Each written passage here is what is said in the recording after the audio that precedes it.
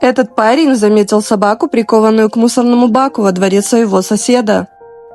Она была очень худая и голодная, поэтому он сразу же взял немного еды, но не мог до нее дотянуться, поэтому привязал леску к миске и опустил ее через забор.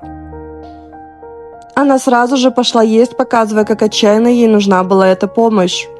Парень не знал, чья это была собака и кто не заботился о ней, поэтому он обратился в приют, чтобы найти ей новый дом.